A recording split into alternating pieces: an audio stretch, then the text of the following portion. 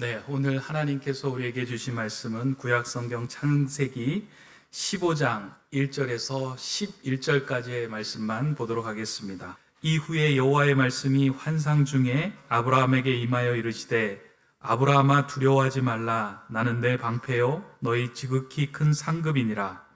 아브라함이 이르되 주 여호와여 무엇을 내게 주시려 하나이까? 나는 자식이 없사오니 나의 상속자는 이 다메섹 사람 엘리에셀이니이다. 아브라함이 또 이르되 주께서 내게 씨를 주지 아니하셨으니 내 집에서 길린 자가 내 상속자가 될 것이니이다. 여호와의 말씀이 그에게 임하여 이르시되 그 사람이 내 상속자가 아니라 내 몸에서 날 자가 내 상속자가 되리라 하시고 그를 이끌고 밖으로 나가 이르시되 하늘을 우러러 무뼈를 셀 수 있나 보라. 또 그에게 이르시되 내 자손이 이와 같으리라. 아브라함이 여호와를 믿으니 여호와께서 이를 그의 의로 여기시고 또 그에게 이르시되 나는 이 땅을 내게 주어 소유를 삼게 하려고 너를 갈대아인의 우르에서 이끌어낸 여호와니라. 그가 이르되 주 여호와여 내가 이 땅을 소유로 받을 것을 무엇으로 알리이까? 여호와께서 그에게 이르시되 나를 위하여 3년 된 암소와 3년 된 암염소와 3년 된 순양과 산비둘기와 집비둘기 새끼를 가져올지니라.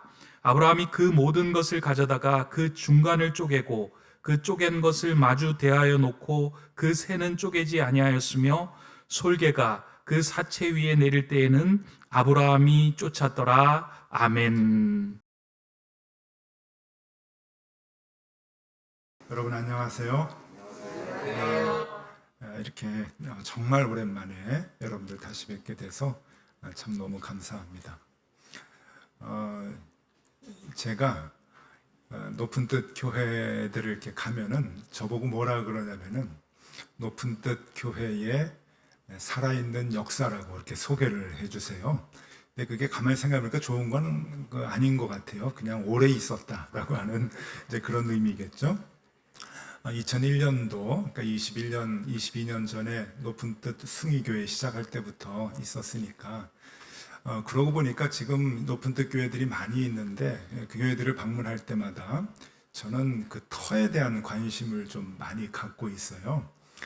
높은 뜻 승희교회가 처음에 시작할 때, 서울 남산에 있는 승희여자대학 강당에서 시작을 했는데, 시작하면서 굉장히 그 중요한 것을 이제 느꼈거든요. 그게 뭔가 하면은 그 숭의여자대학 그 캠퍼스 안에 옛날 일제강점기 때 세웠던 경성신사, 굉장히 큰 경성신사, 그 인터넷으로 지금도 찾아보면은 사진이 나오는데 어마어마한 터거든요. 그 터가 있습니다. 그러니까 높은 뜻 숭의교회가 숭의여자대학에서 시작을 하게 된 게 결코 우연이 아니구나 하는 생각을 했어요. 사실 그 시작할 때, 준비할 때부터 제가 관여를 했었는데 숭의여자대학의 당시 이사장님이 여기 신사터가 있으니까 신사터 위에다가 교회를 하고 싶다는 얘기를 하셨거든요. 그래서 그 신사의 터 위에 이제 교회가 시작이 된 겁니다. 그러고 보니까 높은 뜻 교회가 오직 하나님만 주인 되시는 교회라고 하는 표어를 내걸고 지금까지 신앙생활을 하는데, 그게 거기서부터 시작이 된 것이죠. 우상 숭배를 다 배제하고 배격시키고 오직 하나님만 섬기는 교회, 하나님만 주인 되는 교회. 그래서 높은 뜻 교회가 시작이 됐던 것 기억합니다. 높은 뜻 세움교회는 터가 무슨 터인가? 여러분 아시는 분 아시겠지만 여기는 원래 숯불 갈비집이었습니다. 무슨 의미일까요? 태우는 거예요. 그러니까 여러분 이 자리는 번제를 드리는 자리입니다. 원래 그런 자리였어요. 그러니까 높은 뜻 세움교회 문을 열고 들어오시면 탈 각오를 하셔야 되는 거예요. 숯불로 태웠던 데니까. 요즘 뉴스를 보니까 뭐 아파트 건축을 할 때 인부들이 화장실이 없어가지고 용변을 보고서는 구석구석에다가 뭐 놨던 것이 냄새가 난다 그러는데, 여러분 여기 이거 인테리어 다 뜯어보면은 고기 굽던 냄새들, 찌꺼기들 다 있을 거예요. 여기는 그런 자리였기 때문에 처음에 와가지고 숯불갈비 자리 이렇게 봤는데 그 생각이 버떡 드는 거예요. 여기 다 이제 그 막 철거하면서 인테리어 할 때 저 많이 왔다 갔다 했는데, 야, 여기에서 예배할 때 이게 우연이 아니구나. 여기서는 타야 되는 거구나. 우리를 다 태워서 하나님께 번제물로 나를 드리는 곳, 그래서 여기에다가 예배당을 지정해 주셨구나 하는 생각을 했는데, 여러분 그렇게 예배 드릴 때마다 하나님 앞에서 여러분들께 번제로 드리시는 정말 참된 예배가 이 높은 뜻 세움교회에서 매주 일어나면 참 좋겠습니다. 그래서 오늘은 이 높은 뜻 세움교회가 어떤 뿌리가 있는가 하는 것을 신앙적인 관점에서 같이 좀 생각해 보려고 해요. 창세기 15장의 이야기를 우리가 같이 나누면서 그것을 생각해 보려고 하는데, 창세기 15장은 우리가 잘 알듯이 언약의 장이라 그렇게 말합니다. 언약장. 그러니까 하나님께서 아브라함과 처음으로 구체적인 언약을, 동물을 잘라서 그것을 이제 서로 이제 그 가운데를 지나면서 언약을 하는 아주 구체적인 언약을 맺었던 그 모습이 창세기 15장에 나옵니다. 창세기 15장의 이 언약을 우리가 제대로 알기 위해서는 창세기 14장의 이야기를 이해해야 됩니다. 창세기 14장에 사건이 나오는데, 어떤 사건이 나오냐면은 아브라함이 살고 있었던 가나안 지역에 큰 전쟁이 일어납니다. 원래 이 가나안 지역에 9개 부족 국가가 있었는데, 북쪽에 4개 부족 국가가 연합을 해가지고 아주 못된 생각을 했습니다. 우리가 힘으로 남쪽에 있는 5개 부족 국가를 쳐서 물리치자라고 하는 생각을 하고서 4나라가 연합을 해서 쳐들어왔습니다. 그러니까 어떻게 해요? 이 남쪽에 있는 5개의 부족이, 왕들이 서로 급하니까 우리가 연합해가지고 물리쳐 봅시다, 전쟁합시다 해가지고 대적을 했는데 힘이 미치지 못해서 그만 패하고 맙니다. 그래서 북쪽에 있는 이 못된 부족 4개의 나라가 남쪽에 있는 사람들을 많이 포로로 잡아가는데, 그 가운데 아브라함의 조카 롯이 함께 끌려갑니다.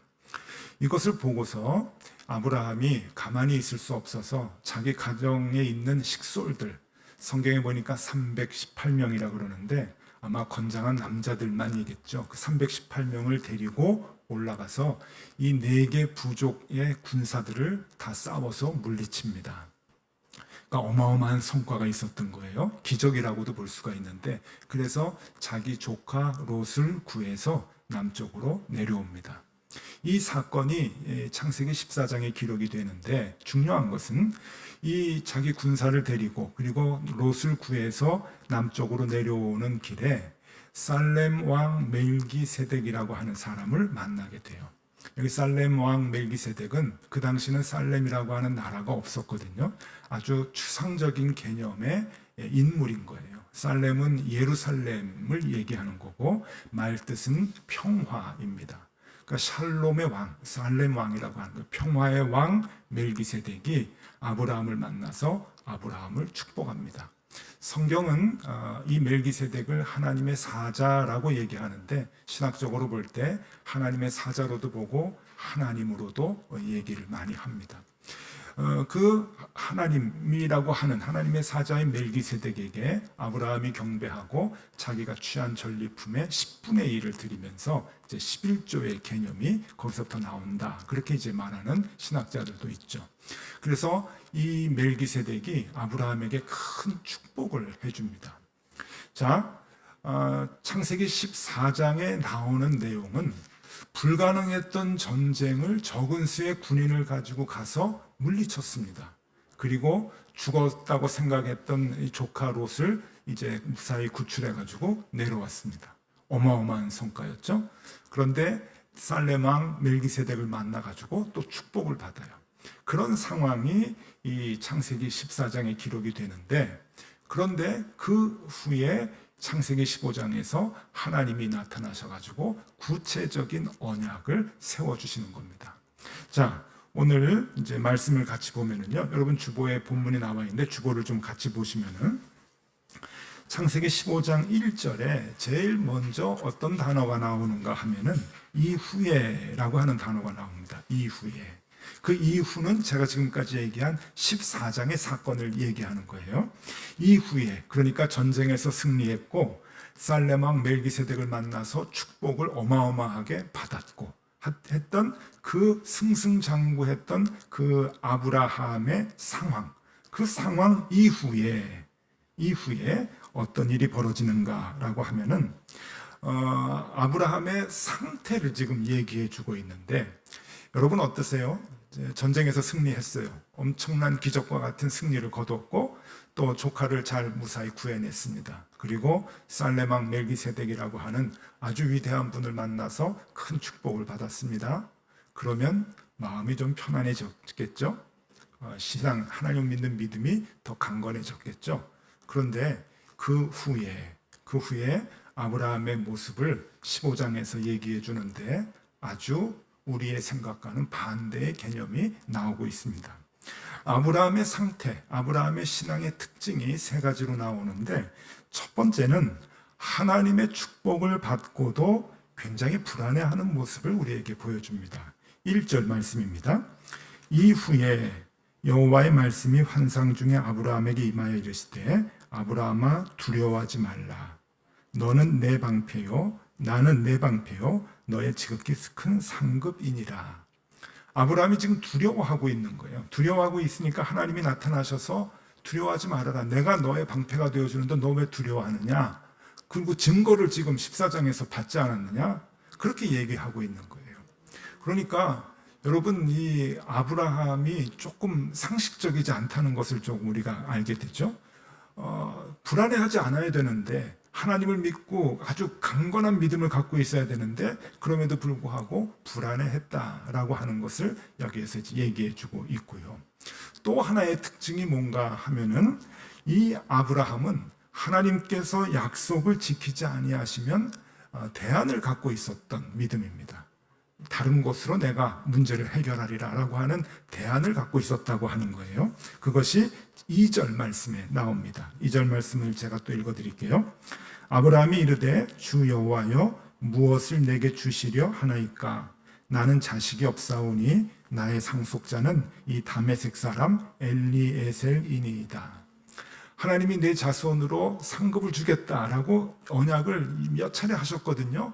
그럼에도 불구하고 지금 이 아브라함은 나이를 1살, 2살 더 먹어가면서 늙어가면서 무슨 생각을 하냐면은 자식은 무슨 자식? 하나님은 약속을 하셨지만 그거는 이루어지지 않겠지. 그리고서는 대안을 갖고 있었던 거예요. 그 대안이 뭐냐면은 자기의 식솔 중에 가장 신실한 종 엘리에셀이 나의 상속자가 될 것이다 라고 하는 계획을 갖고 있었던 것이죠.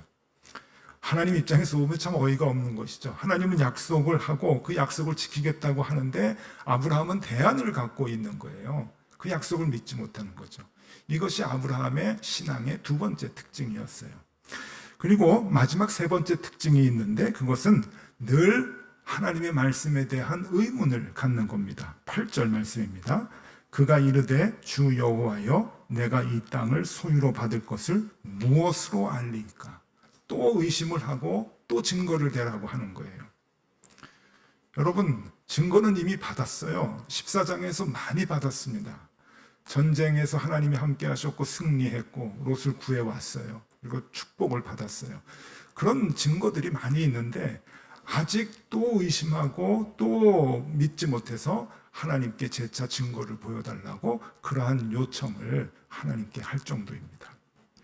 자, 여러분, 지금 이 창세기 15장이 언약의 장이라고 했는데 언약의 장이라고 하면은 아브라함이 믿음이 훌륭해서 정말 믿음이 정말 순수하고 훌륭해서 하나님께서 그 믿음 위에 언약을 주셨다고 우리는 생각을 하는데 그렇지 않은 거예요.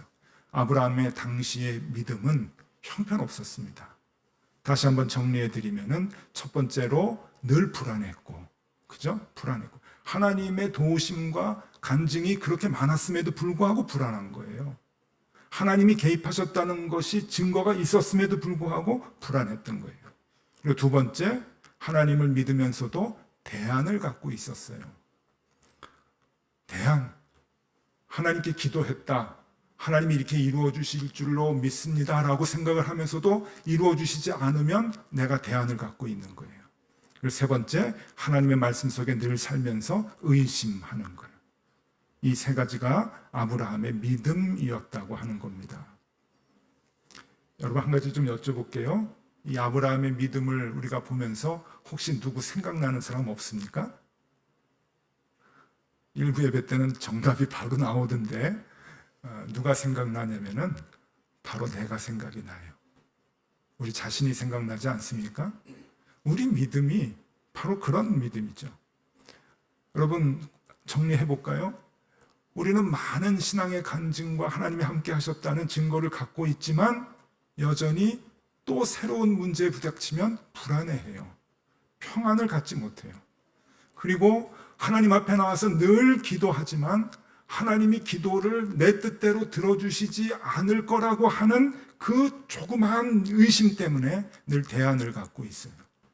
그렇죠? 그리고 하나님의 말씀을 늘 읽고 그 말씀대로 산다고 고백을 하지만 우리는 늘 의심을 합니다. 이게 우리의 신앙의 모습을 그대로 아브라함이 대변을 해주고 있는 거예요. 그대로 보여주고 있는 거예요. 그런데 중요한 것은 그 믿음을 갖고 있었던, 그런 믿음을 갖고 있었던 그 상황에 하나님께서는 아브라함에게 언약을 주셨다고 하는 거예요. 그리고 그 언약을 하나님은 매우 구체적으로 얘기해 주고 있습니다. 5절 말씀을 보겠습니다. 5절 말씀.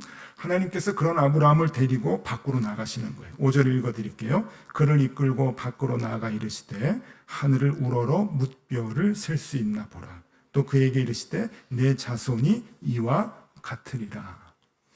여러분 이걸 그냥 읽으면은 그냥 쓱 지나가는 말씀이지만은 조금 깊이 들어가 보면은 이게 굉장히 의미가 있고 성경에 있는 많은 내용들을 아주 풀어주는 아주 소중한 열쇠의 역할을 합니다. 여기서 보면은요, 뭇별이라고 하는 단어와 자손이라고 하는 단어가 나오는데 이 두 단어가 굉장히 중요해요. 우리는 한국말로 번역이 돼서 이 단어에 대한 의미를 더 깊이 알지는 못하지만요, 히브리어를 보면은 이 뭇별이라고 하는 단어는 복수로 쓰여진 반면에 자손이라고 하는 단어는 단수로 쓰여집니다. 뭇별이든 자손이든 다 복수형의 단어거든요. 그런데 이 뭇별은 복수형으로 쓰여졌는데 자손이라고 하는 단어는 단수로 쓰여졌어요. 그러니까 이게 좀 특별하게 써준 거예요.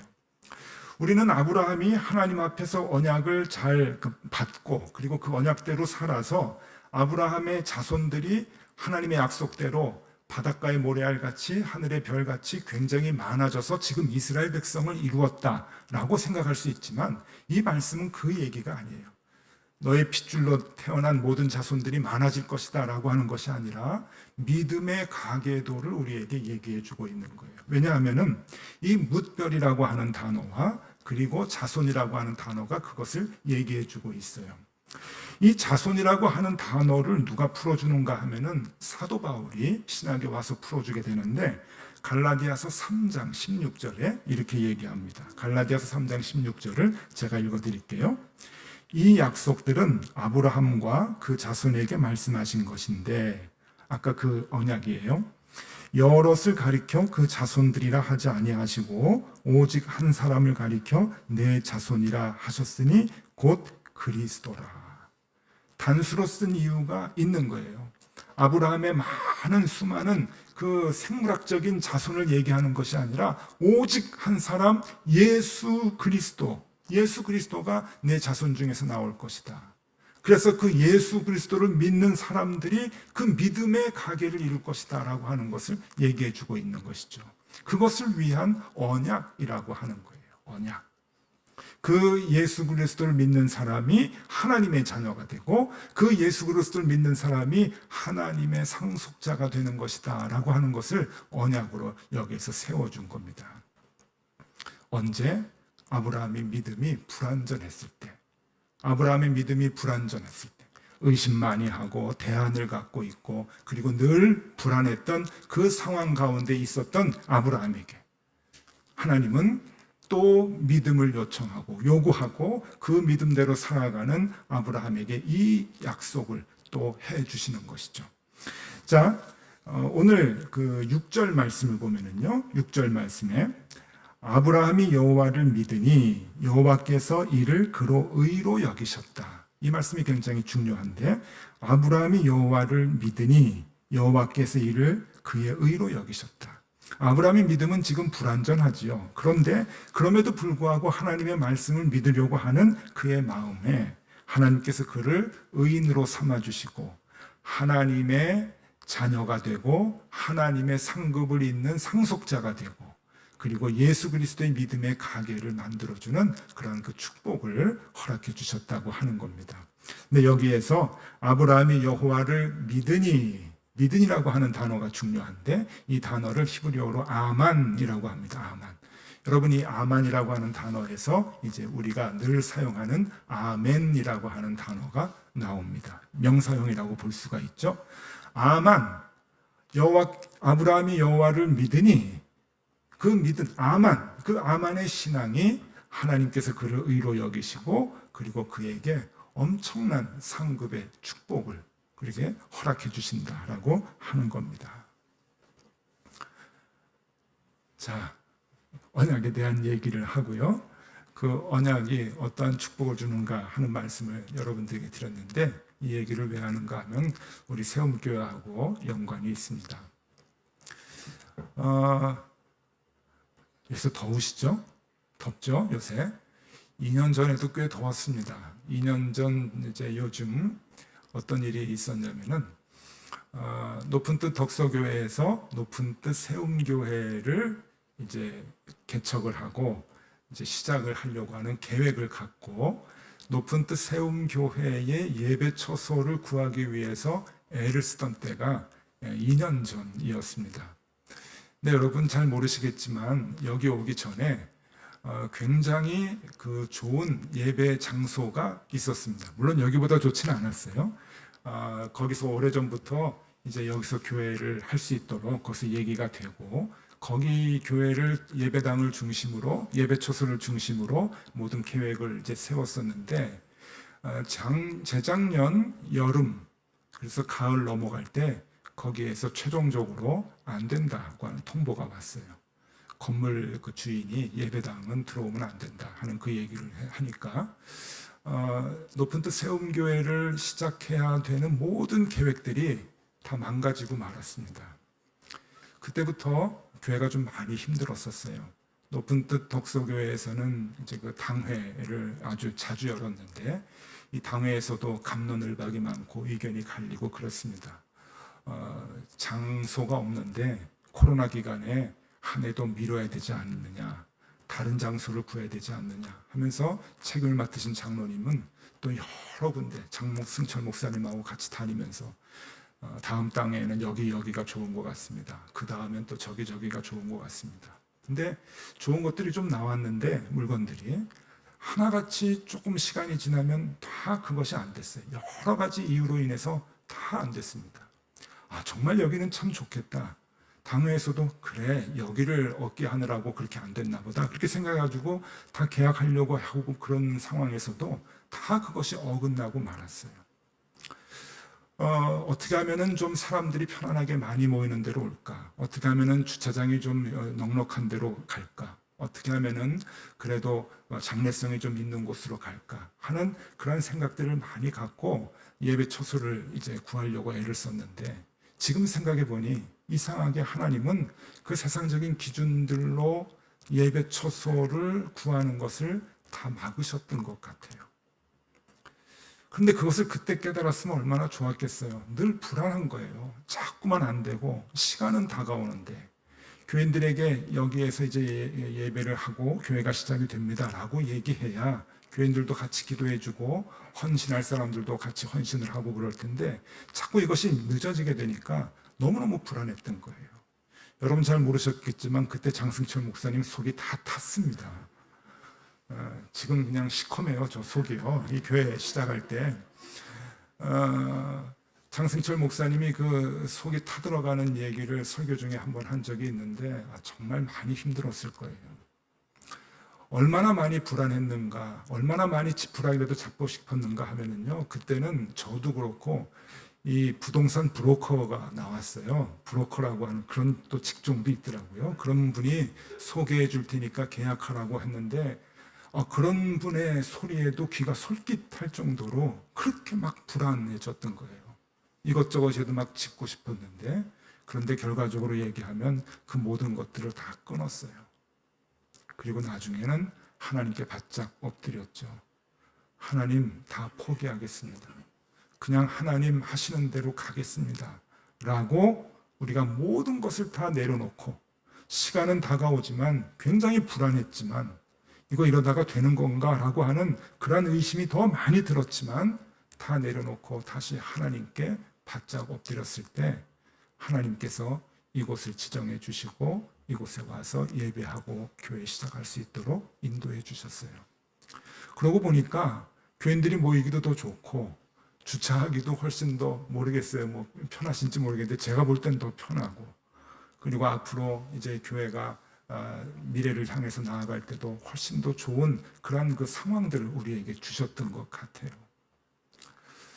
그게 여러분이 앉아 계시는 이 세움교회 예배당이 갖고 있는 신앙의 고백입니다.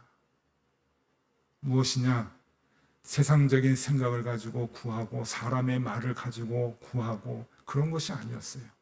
불안했고 그리고 의심이 많았지만 그리고 대안을 갖고 있었던 신앙이었지만 그것을 다 내려놓고 아닙니다. 아만 여호와가 하나님을 믿으니 우리가 여호와 하나님의 인도하심을 믿으니 하나님께서 인도해 주셨다. 그 아멘 신앙으로 하나님께서 이끌어 주셨고 인도해 주신 것. 여기 우리가 찾은 거 아니에요. 우리가 애쓴 것 아닙니다. 결단코 아니에요. 우리가 애써서 찾은 곳이 아닌데 하나님께서 인도해 주셨고 이끌어 주셨어요. 그래서 자신 있게 얘기할 수 있어요. 높은 뜻 세움교회의 믿음의 시작은 무엇이냐? 아멘 신앙입니다. 아멘 신앙. 그러니 여러분 부탁드릴게요. 여기는 그렇게 시작한 교회예요. 그렇게 시작이 된 교회고 그러한 터이기 때문에 여러분들이 이 교회에서 신앙생활 할 때 가장 먼저 무엇을 가져야 되느냐? 그것은 아멘 신앙입니다. 아멘 신앙. 여러분 우리가 대체적으로 신앙생활 한다 그러면은 아브라함의 그 초창기의 신앙하고 별 다를 게 없어요.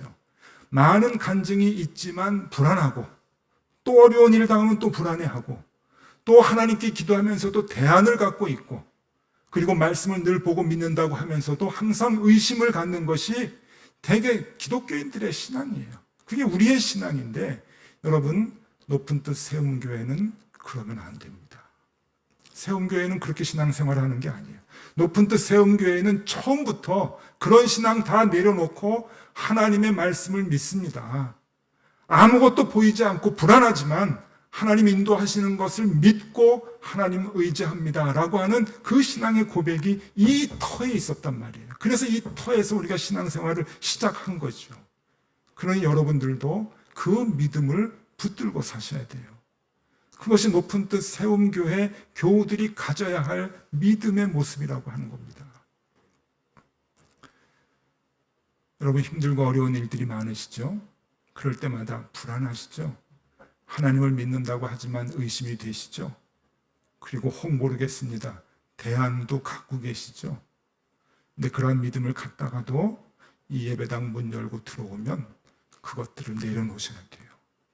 세움교회에서는 그렇게 신앙생활 하셔야 됩니다. 다 잊어버리시고 하나님 이게 증거입니다. 이 예배당이 우리 교회가 증거입니다. 증인입니다. 그렇게 다 내려놓고 시작이 된 그래서 하나님께서 가장 좋은 것으로 주셨던 이 모습을 보면서 예배를 드릴 때마다 여러분들도 의심을 내려놓고 대안을 버리고 그리고 불안한 마음을 다 내려놓고 아멘 주님만 믿습니다. 주님만 따라갑니다. 라고 하는 그 믿음을 가지면 좋겠습니다. 예배 드릴 때마다 이곳에서 그 고백이 날마다 나오기를 바라고 그 고백대로 신앙의 귀중한 열매들이 커가는 그런 높은 뜻 세움교회가 될 수 있기를 간절히 바랍니다. 기도하겠습니다. 하나님 아버지, 여기 이 세움교회는 아멘으로 시작한 교회입니다. 말씀을 믿는다고 하면서도 두려워하는 사람들이 많고 하나님이 해결해 주시지 않으면 다들 다른 대안을 갖고 있는데 미련하게 하나님의 말씀만 굳게 믿고 죽으면 죽으리라고 시작한 교회가 여기 세움교회입니다. 하나님, 여기는 시작이 다른 교회입니다. 그러니 이곳의 모든 교인들은 그 아멘 신앙을 잃지 않게 하여 주시고 그 아멘 신앙으로 살아 하나님 말씀의 증인들이 다 되게 하여 주시옵소서. 예수 그리스도 이름으로 기도드리옵나이다. 아멘.